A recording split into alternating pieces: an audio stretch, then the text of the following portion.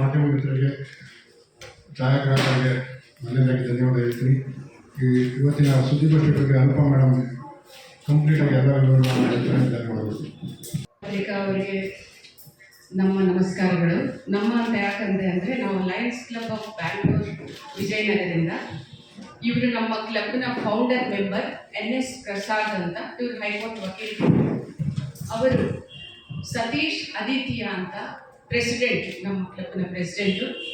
ಇವರ ಬೆಂಬಲದಿಂದ 6 ವರ್ಷದಿಂದ ಈ ವಾಕಥಾನ್, ಅದು ನನ್ನ ಸಬ್ಜೆಕ್ಟ್ ಆಗಿರೋದ್ರಿಂದ ನಾನೇ ಅದ್ರ ಬಗ್ಗೆ ತಿಳುವಳಿಸೋಕ್ಕಾಗುತ್ತೆ.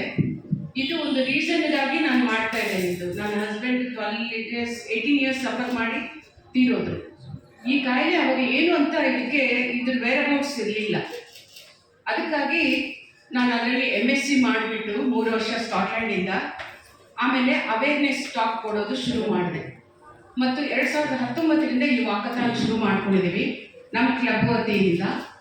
ಇದು ಪ್ರಪಂಚದಲ್ಲಿ ಯಾರನ್ನೇ ಮಾಡ್ತಾ ಇರಲಿಲ್ಲ, ಬಟ್ ನಾವು ಸ್ಟಾರ್ಟ್ ಮಾಡಿದ್ದೇವೆ. ಹೋದ ವರ್ಷ ತುಂಬ ಚೆನ್ನಾಗಾಯಿತು. 1000 ಜನ ಕೂಡಿದ್ರು. 6 ಇಂಜಿನಿಯರಿಂಗ್ ಕಾಲೇಜ್ಗಳು, 2 ಕಾಮರ್ಸ್, ಶೇಷಾದ್ರಿಪುರಂ ಫೇಮಸ್ ಕಾಲೇಜು, ಮತ್ತು ನಮ್ಮ ಲಯನ್ಸ್ ಮೆಂಬರ್ ಆದಂಥವರು ಮೇನ್ಲಿ ನಮ್ಮ ಸದಾನಂದ ಸ್ವಾಮಿ ಅವರು ತುಂಬ ಲಾಸ್ಟ್ ಇಯರ್ ಕೋಆಪ್ರೇಟ್ ಮಾಡಿ ಅವರೇ ಮುಂದೆ ನಿಂತು ಅದನ್ನು ಸಕ್ಸಸ್ ಮಾಡಿಸಿದ್ದಾರೆ. ಈ ವರ್ಷ ಯಾಕೆ ಪ್ರೆಸ್ ಮೀಟು ಅಂತಂದರೆ, ನನಗೆ ಲಾಸ್ಟ್ ಇಯರ್ವರೆಗೂ ಯಾರು ಕವರ್ ಮಾಡ್ತಾ ಇರಲಿಲ್ಲ, ಒಂದು ಕೋಆಪರೇಷನ್ ಇರಲಿಲ್ಲ. ಇದನ್ನು ಪಬ್ಲಿಕ್ ನೋಟಿಸ್ಗೆ ತರಬೇಕು ಅಂತ ನಾನು ತುಂಬ ಕಷ್ಟಪಡ್ತಾ ಇದ್ದೀನಿ, ನನ್ನಂಥವ್ರು ಇನ್ನೊಬ್ಬರು ಸಫರ್ ಆಗಬಾರ್ದು ಅಂತ. ಆದರೂ ಪತ್ರಿಕೆಯವರು ನೀವೆಷ್ಟು ಇಂಪಾರ್ಟೆಂಟ್ ಅಂದರೆ, ನೀವೇ ಎಲ್ಲ ಹೊರಗೆ ತಂದು ಜನಕ್ಕೆ ತಿಳಿಸೋ ಮಾದರಿ ಮೂಲಕ ನೀವು. ಹಾಗಾಗಿ ಲಾಸ್ಟ್ ಇಯರ್ ಅದಾಗಿರಲಿಲ್ಲ. ಈ ಸಲ ಇದೊಂದು ಆಸೆ ಬಂತು, ಅದಕ್ಕೆ ನಮ್ಮ ಸದಾನಂದ ಅವರು ಮಾಡೋಣ, ಅದಕ್ಕೇನಂತೆ ಬನ್ನಿ ನಾನಿದ್ದೇನೆ ಅಂದರು. ಹಾಗಾಗಿ ಇವತ್ತು ಇದ್ದೇವೆ ನಾವೆಲ್ಲ. ನಮ್ಮ ಸೀನಿಯರ್ ತುಂಬ ಇವರು ಲಯನ್ಸಲ್ಲಿ ಬಹಳ ಮಾಡಿದ್ದಾರೆ. ಇವ್ರ ಬೆಂಬಲ ಸದಾ ನನಗೆ ಇರುತ್ತೆ. ಮತ್ತು ನಮ್ಮ 27ನೇ ತಾರೀಕು ಅಂದರೆ ಈ ಬರುವ ಶನಿವಾರ ಬೆಳಗ್ಗೆ 6:45ಗೆ ನಾವೆಲ್ಲ ಗ್ಯಾದರ್ ಆಗ್ತೀವಿ. ನಾವೆಲ್ಲ ಅಂದರೆ 6 ಇಂಜಿನಿಯರಿಂಗ್ ಕಾಲೇಜು, 2 ಶೇಷಾದ್ರಿಪುರಂ ಕಾಲೇಜು, ಅವ್ರ ಸ್ಟಾಫು, ಪ್ರಿನ್ಸಿಪಲ್ಸ್ ಮತ್ತು ಒಬ್ಬ ಡಾಕ್ಟರ್ CR ಚಂದ್ರಶೇಖರ್ ಅಂತ ರಿಟೈರ್ಡ್ ಲಿಮಹ್ಯಾನ್ ಸೈಕ್ಯಾಟ್ರಿಸ್ಟ್ ಅವರು ಬರ್ತಾ ಇದ್ದಾರೆ. ಮತ್ತು ನಮ್ಮ young and energetic member of parliament Shri Tejasvi Surya ಅವರು ಬರ್ತಾ ಇದ್ದಾರೆ. ಮತ್ತು ನಮ್ಮ ಲಯನ್ಸ್, ನಾವು ಒಂದು 150 ಜನ ಲಯನ್ಸು, ಓವರ್ ಆಲ್ ಒಂದು 700ರಿಂದ 800 ಜನ ಆಗ್ಬೋದು ಸ್ಟೂಡೆಂಟ್ಸು ಮತ್ತು ನಾವೆಲ್ಲರೂ ಕಲಿತು. ಅವತ್ತಿನ ದಿನ ನಮ್ಮ ಅನಿಸಿಕೆಯನ್ನು ಹೇಳ್ಕೊಡ್ತೇನೆ. ನನ್ನ ಅನಿಸಿಕೆ, ನನ್ನ ಬೇಡಿಕೆ ಅಂತ ಹೇಳ್ಬೋದು. ಏನು ಅಂದರೆ, ಈ ಕಾಯಿಲೆ ಬಂದಾಗ, ಇದು ಡಯಾಗ್ನೈಸ್ ಆದಮೇಲೆ 10ರಿಂದ 15 ವರ್ಷ ಮನುಷ್ಯ ಜೀವಂತವಾಗಿರ್ತಾರೆ. ಆ 10ರಿಂದ 15 ವರ್ಷ ಇವ್ರು ಎಲ್ಲಿದ್ದಾರೆ, ಏನಿದ್ದಾರೆ, ಏನು ತಿಂತಾ ಇದ್ದಾರೆ, ಹಶ್ವಾಗ್ತಾ ಇದೆಯಾ, ಬಾಯಾರಿಕೆ ಇದೆಯಾ, ನಿದ್ದೆ ಬರ್ತಾ ಇದೆಯಾ, ಅವ್ರಿಗೆ ಏನೂ ಗೊತ್ತಾಗಲ್ಲ. ಟಾಯ್ಲೆಟ್ ಯಾವುದು, ಅಡುಗೆ ಮನೆ ಯಾವುದು, ಏನೂ ಗೊತ್ತಾಗಲ್ಲ ಅವರಿಗೆ. ಅಂತ ಒಂದು ಕ್ರೂಯಲ್ ಕಾಯಿಲೆ ಇದು. ಅವಾಗ ಏನಾಗುತ್ತೆ, ಮನೆಗಳಲ್ಲಿ ನೋಡ್ಕೊಳ್ಳೋದು ತುಂಬ ಜನಕ್ಕೆ ಬಹಳ ಕಷ್ಟ ಆಗುತ್ತೆ. ಅಂತ ಕಾಲಕ್ಕೆ ಅವ್ರಿಗೊಂದು ಸೆಂಟರ್ ಅಂತ ಇರಬೇಕು. ಈಗ ಪ್ರೈವೇಟ್ ಸೆಂಟರ್ಸಲ್ಲಿ ಹೋದರೆ ತಿಂಗಳಿಗೆ 60,000 70,000 ಕಟ್ಟಬೇಕಾಗುತ್ತೆ. ಅಂಥದ್ದು ಒಬ್ಬ ಮನುಷ್ಯನ 60-70,000 ತಿಂಗಳಿಗೆ ಕೊಟ್ಟು ಅವ್ರು ಬದುಕಿದಷ್ಟು ದಿನ ನೋಡ್ಕೊಳ್ಳಿಕ್ಕೆ ಯಾವ ಕುಟುಂಬಕ್ಕೂ ಸಾಧ್ಯತೆ ಇಲ್ಲ, ಅನ್ಲೆಸ್ ಅದರ್ವೈಸ್ ಅವರು ರಿಚ್ ಆಗಿದ್ದರೆ ಮಾತ್ರ. ಹಾಗಾಗಿ ಗೌರ್ಮೆಂಟ್ಗೆ ನನ್ನ ವಿನಂತಿ ಏನು ಅಂದರೆ, ಒಂದು ಡೇ ಕೇರ್ ಸೆಂಟರ್ಸ್ ಓಪನ್ ಮಾಡಬೇಕು. ಈಗ ಫಾರ್ ಎಕ್ಸಾಂಪಲ್, ಈಗ ನನ್ನ ಕೇಸೇ ತಗೊಳ್ಳಿ. ನನ್ನ ಹಸ್ಬೆಂಡ್ ಹೀಗಾದಾಗ ನಾನು ಕೆಲಸ ಮಾಡಬೇಕಾಗಿ ಬಂದಿತ್ತು. ಅವಾಗ ಅವ್ರನ್ನ ಎಲ್ಲಿ ಬಿಟ್ಟು ಹೋಗಲಿ ನಾನು. ಸೊ ಡೇ ಕೇರ್ ಸೆಂಟರ್ಸ್ ಅಂತ ಓಪನ್ ಮಾಡಿದರೆ, ಅಲ್ಲಿ ಇಂಥ ಕೆಲಸಕ್ಕೆ ಹೋಗೋವ್ರ ಮನೆಯಲ್ಲಿ ಯಾರಾದ್ರು ತಂದೆ ಆಗಿರ್ಬೋದು, ಅತ್ತೆ ಮಾವ ಆಗಿರ್ಬೋದು, ಈ ಥರ ಕಾಯಿಲೆ ಇದ್ದವ್ರನ್ನ ಡೇ ಕೇರಲ್ಲಿ ಬಿಟ್ಟು ಹೋಗಿ ಸಾಯಂಕಾಲ ಮತ್ತು ಸೇಮ್ ಮಕ್ಕಳನ್ನ ಹೇಗೆ ನಾವು ಡೇ ಕೇರ್ ಬಿಟ್ಟು ಕರ್ಕೊಂಡು ಹೋಗ್ತೀವೋ ಆ ಥರ ಕರ್ಕೊಂಡು ಹೋಗಬಹುದು.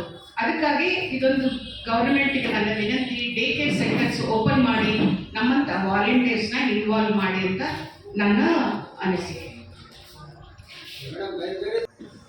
ಲಯನ್ಸ್ ಕ್ಲಬ್ ಬೆಂಗಳೂರು ವಿಜಯನಗರದ ವತಿಯಿಂದ ಕಳೆದ 6 ವರ್ಷದಿಂದ ಅನುಪಮ ಮೇಡಮ್ ಅವರು ಹೇಳಿದಂತೆ ಈ ವಾಕಥಾನ್ ಅನ್ನೋ ಕಾರ್ಯಕ್ರಮನ ಹಮ್ಮಿಕೊಂಡು ಎಲ್ಲರೂ ಇಮೇಜ್ ಬಿಲ್ಡಿಂಗ್ ಮತ್ತು ಅವೇರ್ನೆಸ್ ಮಾಡೋ ಮೂಲಕ ನಾವು ಎಲ್ಲ ಕಾಲೇಜಿನ ಯುವಕರನ್ನ ಕರೆಸಿ ಹೇಳ್ತಾ ಇದ್ದೀವಿ. ಯಾಕಂದರೆ ಯುವಕರುಗಳು ಅವೇರ್ನೆಸ್ ತಗೊಂಡ್ರೆ ಮಕ್ಕಳಿಗೂ ಮನೆಯವರಿಗೆ ಈಸಿಯಾಗಿ ಸೇರುತ್ತೆ ಅನ್ನೋ ಒಂದೇ ಉದ್ದೇಶವಿದೆ.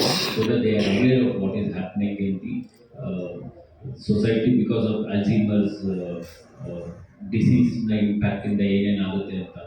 ಅದಲ್ಲದೆ ನಾವು ನಮ್ಮ ಲಯನ್ಸ್ ಕ್ಲಬ್ ಬ್ಯಾಂಗ್ಳೂರು ವಿಜಯನಗರದಿಂದ ಮೇಯ್ನಾಗಿ ಚೈಲ್ಡ್ಹುಡ್ ಕ್ಯಾನ್ಸರ್ ಏನಕ್ಕೆ ಯುವಕರುಗಳನ್ನ ಕರೀತಾ ಇದ್ದೀವಿ ಅಂದರೆ they are the ones who are messengers and also they will be able to spread this awareness much rapidly then ಎಲ್ಡರ್ಸ್ಗಿಂತ.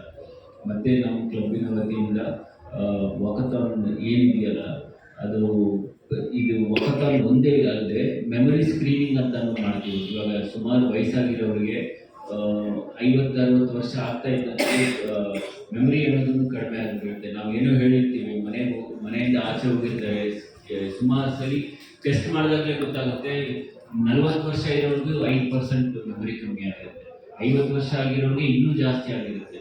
So ಈ ವಾಕಥಾನ್ ಅನ್ನೋದು ಮಾತ್ರ ಅಲ್ಲದೆ ನಮ್ಮ ಕ್ಲಬ್ಬು ಅನುಪಮ ಮೇಡಮ್ ಅವರು ಈ ಮೆಮೊರಿ ಸ್ಕ್ರೀನಿಂಗ್ ಅಂತ ಮಾಡ್ತಾರೆ. ಮೆಮೊರಿ ಸ್ಕ್ರೀನಿಂಗ್ ಅನ್ನೋದು ಮಾಡೋದ್ರಿಂದ ಅವ್ರಿಗೂ ಗೊತ್ತಾಗುತ್ತೆ ನಾವು ಯಾವ ಸ್ಟೇಜಲ್ಲಿ ಇದ್ದೀವಿ. ಮೆಮೊರಿ ಅಲ್ಝೀಮರ್ ನಿಜವಾಗ್ಲೂ ನಮ್ಗೆ ಇದೆಯಾ, ಸುಮಾರು ಜನಕ್ಕೆ ಗೊತ್ತೇ ಇರಲ್ಲ ಅವ್ರಿಗೆ ಅಲ್ಝೀಮರ್ ಅಟ್ಯಾಕ್ ಆಗಿದೆ ಅನ್ನೋದು.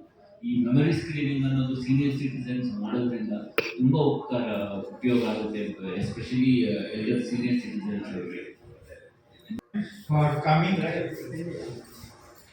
see, Lions Club Bangalore Vijayanagar started in 1976 and chartered in 77. We are working from 49 years to helping people. We have built bus shelters. We have done blood donation camps, plenty of blood donation camps, and then we have had students with laptops and other things. Last year, nearly 20 lakhs rupees service we have done. This year, already in the first 3 months, we have done about 10 lakhs.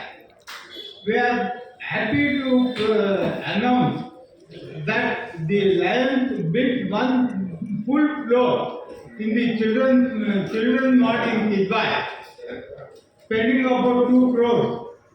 We have collected the seed money and given it to the Kidwai to build the one floor.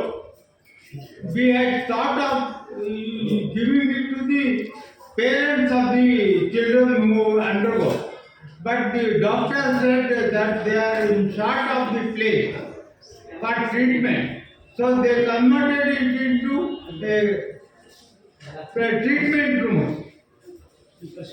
and that is how we have. ಸರಿ madam, ಇವತ್ತು ಏನು ಕಾರ್ಯಕ್ರಮ? ಎಲ್ಲರಿಗೂ ನಮಸ್ಕಾರ. ನನ್ನ ಹೆಸರು ಅನುಪಮ ಗಾಡಿಚರ್ಲ. ನಾನು lion member. Lion ಅಂದರೆ ಲಯನ್ಸ್ ಕ್ಲಬ್, ಲಯನ್ಸ್ ಇಂಟರ್ನ್ಯಾಷನಲಿಂದ. ನಾವು ಲಯನ್ಸ್ ಕ್ಲಬ್ ಬ್ಯಾಂಗ್ಳೂರ್ ವಿಜಯನಗರ ಅಂತ. ಈ ಕಾಯಿಲೆ ಅಲ್ಝೈಮರ್ಸ್ ಅನ್ನೋದು ತುಂಬ ಕ್ರೂಯಲ್ ಡಿಸೀಸ್. ಇದು ಬಂದರೆ ಡಯಾಗ್ನೈಸ್ ಆದಮೇಲೆ 10-15 ವರ್ಷ ಮನುಷ್ಯ ಬದುಕಿರ್ತಾರೆ. ಆದರೆ ಬಹಳ ಕ್ಷೀಣವಾದ ಪರಿಸ್ಥಿತಿಯಲ್ಲಿ ಬಾಳಬೇಕಾಗತ್ತೆ. ಅಂಥ ಕಾಲಕ್ಕೆ ಫ್ಯಾಮಿಲಿ ತುಂಬ ಕೇರ್ಫುಲ್ಲಾಗಿ ಅವ್ರನ್ನ ನೋಡ್ಕೋಬೇಕು. ತುಂಬ ಖರ್ಚುಗಳು ಇರುತ್ತೆ. 15 ವರ್ಷ ಸುಮ್ಮನೆ ನೋಡ್ಕೊಳ್ಳೋದಂದರೆ ಭಾಳ ಕಷ್ಟ ಆಗುತ್ತೆ. ಯಾಕೆಂದರೆ ಈ ಕಾಯಿಲೆ ಬಂದ ಕೂಡಲೇ ಇವರಿಗೆ ತಾವೆಲ್ಲಿದ್ದೇವಿ, ಏನು ಮಾಡ್ತಾ ಇದ್ದೇವಿ ಅನ್ನೋದು ಗೊತ್ತೇ ಆಗಲ್ಲ. ಯಾರು ಏನು ಅಂತ ಗೊತ್ತಾಗಲ್ಲ, ಹೆಂಡತಿ ಗೊತ್ತಾಗಲ್ಲ, ಮಕ್ಕಳು ಗೊತ್ತಾಗಲ್ಲ, ತಂದೆ ತಾಯಿ ಗೊತ್ತಾಗಲ್ಲ, ಅಡುಗೆ ಮನೆ ಯಾವುದು, ಬಾತ್ರೂಮ್ ಯಾವುದು, ಏನೂ ಗೊತ್ತಾಗಲ್ಲ. ಹಾಗಾಗಿ ಇದು ತುಂಬ ಕಷ್ಟ ಆಗುತ್ತೆ ಫ್ಯಾಮಿಲಿ ಅವರಿಗೆ ನೋಡ್ಕೊಳ್ಳೋದು. ಇದು ತುಂಬ ಖರ್ಚಿಂದ ಕೂಡಿದ ಕಾಯಿಲೆ. ಅದಕ್ಕಾಗಿ ನಾವು 6 ವರ್ಷದಿಂದ ಈ ವಾಕಥಾನ್ನ ನಡೆಸ್ಕೊಂಡು ಬರ್ತಾ ಇದ್ದೀನಿ ನಾನು. ಹೋದ ವರ್ಷವೂ ಫ್ರೀಡಮ್ ಪಾರ್ಕಿಂದ ವಿಧಾನಸೌಧ ಸೇಮ್ ರೂಟಲ್ಲಿ ಹೋಗಿದ್ವಿ.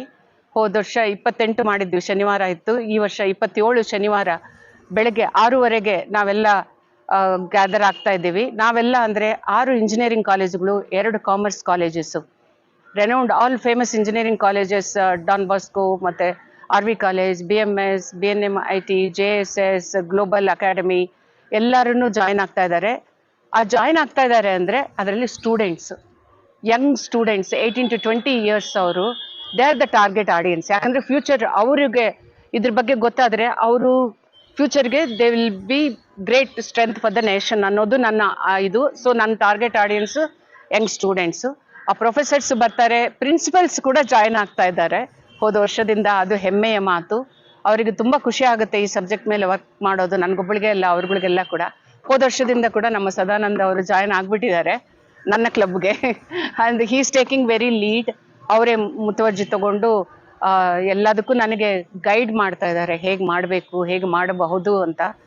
ಇದಕ್ಕಾಗಿ ನಿಮ್ಮೆಲ್ರಿಗೆ ನನ್ನ ವಿನಂತಿ ಏನಂದರೆ, ಒಂದು 700ರಿಂದ 800 ಜನ ಅವತ್ತು ಭಾಗವಹಿಸ್ತಾ ಇದ್ದಾರೆ, ಇನ್ಕ್ಲೂಡಿಂಗ್ ನಮ್ಮ lion members, professors, lecturers, family, friends, neighbours and students of course. Tejasvi Surya ಅವರು ಅವತ್ತು ಚೀಫ್ ಗೆಸ್ಟ್ ಆಗಿದ್ದಾರೆ. Doctor CR Chandrashekhar, retired NIMHANS psychiatrist, ಅವರು ಚೀಫ್ ಗೆಸ್ಟ್ ಆಗಿದ್ದಾರೆ. ಮತ್ತು ನಮ್ಮ ಗವರ್ನರ್ ಅಂದರೆ ನಮ್ಮ ಲಯನ್ಸ್ ಗವರ್ನರ್ ಆಕಾಶ್ ಸುವರ್ಣ ಅವರು ಕೂಡ ಪಾರ್ಟ್ ಆಫ್ ಇಟ್. ಮತ್ತು ನನ್ನ ಕ್ಲಬ್ ಮೆಂಬರ್ಸ್ ಎಲ್ಲರ ವತಿಯಿಂದ ಇದು ನಡೆಯುತ್ತೆ. ಏನು ಇದೇ ತಿಂಗಳು 27ನೇ ತಾರೀಕು ಬೆಂಗಳೂರು ಫ್ರೀಡಮ್ ಪಾರ್ಕಿಂದ ವಿಧಾನಸೌಧ ಮಾರ್ಗವಾಗಿ ವಾಕಾಥಾನ್ ಕಾಲೇಜ್ ಯುವಕ ಯುವತಿಯರ ಜೊತೆ ವಾಕಾಥಾನ್ ಚಾಲನೆನ ನಮ್ಮ ತೇಜಸ್ವಿನಿ ಸೂರ್ಯ ಅವರು ನೀಡ್ತಾ ಇದ್ದಾರೆ. ಈಗಾಗಲೇ ಅನುಪಮ ಮೇಡಮ್ ಎಲ್ಲವನ್ನೂ ಹೇಳಿದ್ದಾರೆ, ಮತ್ತೆ ಅದು ಹೇಳೋದು ಬೇಡ. ಇಂಥ ಒಂದು ಅದ್ಭುತವಾದ ಆರೋಗ್ಯದ ಬಗ್ಗೆ ಕಾರ್ಯಕ್ರಮ ಅಪರೂಪವಾಗಿ ಮಾಡೋದೇ ಜನಗಳು ಕಮ್ಮಿ. ಅಂಥ ಒಂದು ಒಳ್ಳೆಯ ಕಾರ್ಯಕ್ರಮಕ್ಕೆ ನಮ್ಮ ಫ್ರೀಡಮ್ ಪಾರ್ಕಿಂದ ಕೂಡ ಇದಕ್ಕೆ ಬೆಂಬಲ ಇದೆ. ಇಂಥ ಒಳ್ಳೆಯ ಕಾರ್ಯಗಳು ಆಗಬೇಕು. ಜನರ ಸಮಸ್ಯೆಗೆ ಸ್ಪಂದಿಸುವಂಥ ಅನುಪಮ ಅಂತವರು ಮತ್ತೆ ಕೆಲಸ ಮಾಡಲಿ ಅಂತ ಈ ಸಂದರ್ಭದಲ್ಲಿ ಹೇಳ್ತೀನಿ. ಜೈ ಹಿಂದ್, ಜೈ ಕರ್ನಾಟಕ.